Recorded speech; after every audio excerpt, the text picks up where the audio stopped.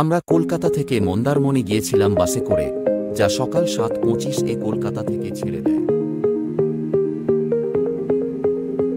চলার পথে গাড়ি আর নিজেদেরকেও একটু রিফুলিং করে নিলাম আজাদ হিন্দ ধাবায়।